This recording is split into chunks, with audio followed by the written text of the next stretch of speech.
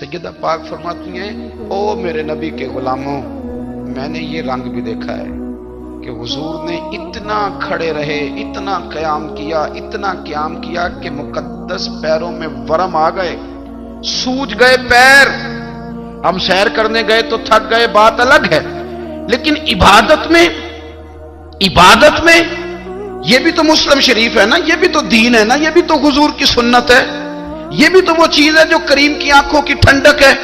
سیدہ فرماتی ہیں پیروں میں ورم آ گئے، ساری رات ہی حضور نے نماز پڑھی اور ایک ہی آیت بار بار دہرائی۔ مسجد نبوی میں بلال حبشی نے فجر کی اذان دے دی اور حضور ابھی مصلی پہ تھے۔ کریم فارغ ہوئے، میں نے عرض کی یا رسول اللہ صلی اللہ علیہ وسلم، آپ کے تو صدقے اللہ اگلے پچھلوں کے گناہ معاف کرے گا، تو آپ اتنی آہوزاری کیوں فرماتے ہیں؟ آپ تو شفیع ہیں، آپ تو انبیاء کے امام ہیں۔ تو حضور نے فرمایا عائشہ تم نے گنوایا ہے نا میرے اللہ کی مجھ پر کتنی رحمت ہے، افلا اکون عبدا شکورا، فرمایا اگر اس نے اتنی نعمتیں دی ہیں تو کیا میں اس کا شکر گزار بندہ نہ بنوں؟ میں شکر گزار بندہ نہ بنوں اس کا؟ پھر اگر اتنی نعمتیں اس نے دی ہیں، مجھے اتنا نوازا ہے، تو پھر میں اس کے سامنے سجدے نہ کروں؟ او میرے بھائی، بڑے قابل فخر لوگ ہیں ہم کہ ہم نبی پاک کے غلام ہیں، ہم قابل فخر ہیں کہ نبی کریم کے غلام ہیں۔ کیا کبھی اس غلامی کے شکرانے میں بھی دو نفل پڑھے؟ یا اللہ تیرا شکر ہے تو نے ہمیں حضور کا غلام بنایا ہے۔ یاد رکھیں کہ اپنی روحانی زندگی کو آباد کریں، استغفار پڑھیں، تسبیحات کریں، کچھ چھوٹے چھوٹے اعمال ہیں ان کو اپنی زندگی میں حصہ بنائیں۔ ترمذی شریف میں حدیث ہے، نبی پاک صلی اللہ علیہ وسلم نے فرمایا 3 مرتبہ صبح، 3 مرتبہ شام اعوذ باللہ السمیع العلیم 3 دفعہ یہ پڑھو، اور 1 دفعہ سورۃ حشر کی آخری 3 آیات، واللہ الذی لا الہ الا هو عالم الغیب والشہادۃ هو الرحمن الرحیم۔ اعوذ باللہ من الشیطان الرجیم ہے نا، اس کو پڑھنا ہے اعوذ باللہ السمیع العلیم من الشیطان الرجیم۔ فرمایا 3 دفعہ اس کو پڑھو اور 1 دفعہ سورہ حشر کی 3 آیتیں، 1 دفعہ صبح اور 1 دفعہ شام۔ صبح کیا ہے، شام کیا ہے؟ تو اعلیٰ حضرت بریلوی فرماتے ہیں صبح سے مراد ہے آدھی رات ڈھلنے سے لے کر سورج نکلنے تک، آدھی رات ڈھلنے سے لے کر یعنی تہجد کا ٹائم سے لے کر سورج اور شام کیا ہے، دوپہر ڈھلنے سے لے کر مغرب کی اذان تک، یہ شام ہے۔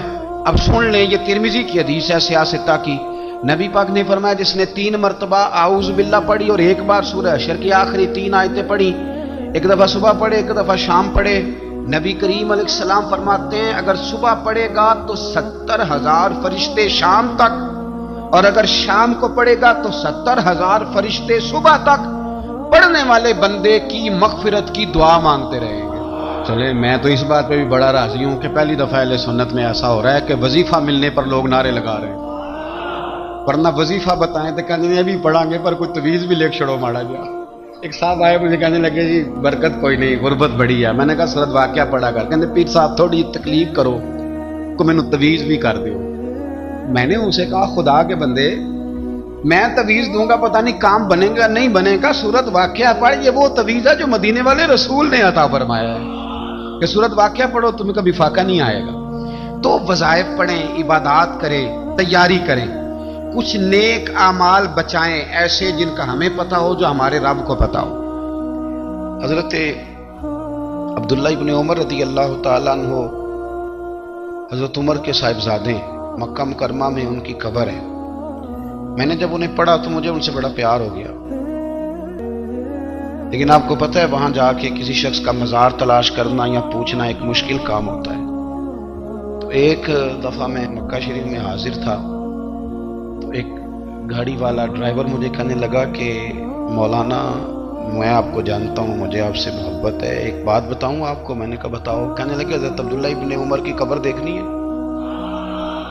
میں نے کہا یہ تو نہیں کہہ رہا، یہ کسی نے بندوبست کرایا ہے، یہ اللہ نے تیرے دل میں بات ڈالی ہے کہ ہو گیا تو لے چل مجھے۔ حضرت عبداللہ ابن عمر کو نبی پاک نے فرمایا تھا راجل صالح، یہ نیک بندہ ہے، یہ متقی آدمی۔ حضرت عبداللہ ابن عمر رضی اللہ تعالیٰ عنہ سیدنا فاروق اعظم رضی اللہ تعالیٰ عنہ کے صاحبزادے ہیں، اور ان کی ہمشیرہ سیدہ حفصہ رضی اللہ تعالیٰ عنہ حضور کی زوجہ محترمہ ہے۔ ایک دن اپنی ہمشیرہ سے کہنے لگے کہ نبی کریم صلی اللہ تعالی علیہ وسلم گھر میں آئے نا، اور اگر حضور غم امت میں پریشان نہ ہوں، طبیعت کو حشاش بشاش دیکھو، تو ذرا پوچھنا تو صحیح حضور کا میرے بارے میں کیا خیال، پوچھنا تو صحیح کہ کریم کی بارگاہ میں میرا کیا مقام ہے، میرے بارے میں حضور کیا فرماتے ہیں۔ اب بہن کو کام بتائے، اور بتائے بھی بھائی، اور پھر بہن وہ کام نہ کرے، یہ تاریخ میں ہوتا نہیں۔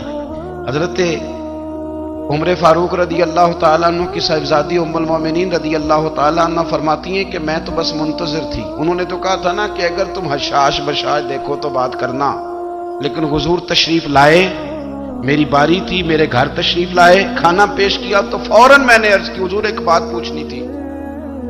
حضور نے فرمایا پوچھئے۔ میں نے عرض کی حضور میرے بھائی عبداللہ ابن عمر کے بارے میں آپ کا کیا خیال ہے؟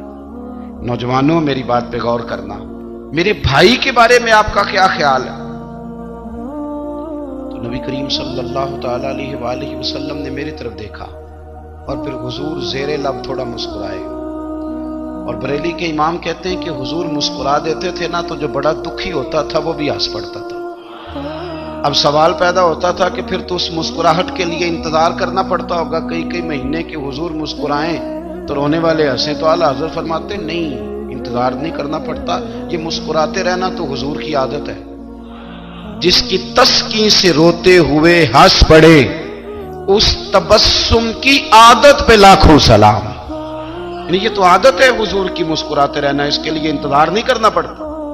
بھائیو آپ خیال رکھیں گے، غور کریں گے، حضرت عبداللہ ابن عمر رضی اللہ تعالیٰ عنہ کے بارے میں پوچھا تو سیدہ فرماتی ہیں کہ نبی کریم صلی اللہ تعالیٰ علیہ وسلم نے زیر لب مسکرائے اور فرمایا حفصہ تیرا بھائی ہے تو اچھا، لیکن میں نے سنا ہے کہ عشاء کی نماز پڑھتا ہے تو فجر تک سویا ہی رہتا ہے۔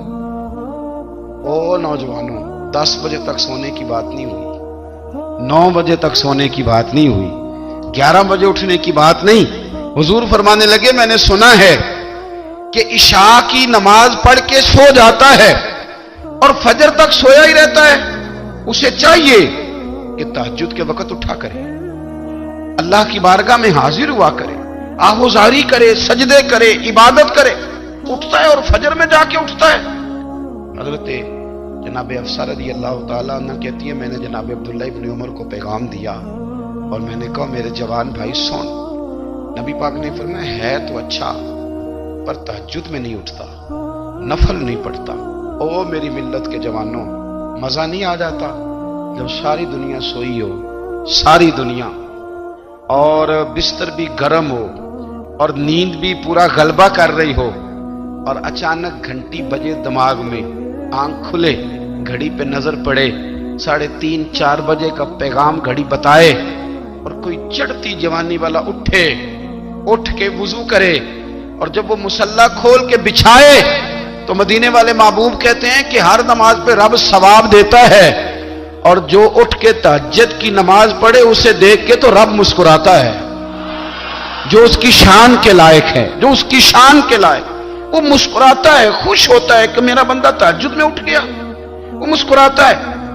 کاش ہماری صبحیں کبھی اپنے مالک کے نام ہو جائیں، کاش کہ صبح حضرت ابو الحسن رحمۃ اللہ تعالی علیہ حضرت معاذ ابن جبل رضی اللہ تعالیٰ عنہ کے پاس بیٹھا کرتے تھے، فرماتے ہیں ان سے جو پیار بڑھا تو پھر میرا مصلی سے بھی بڑھ گیا۔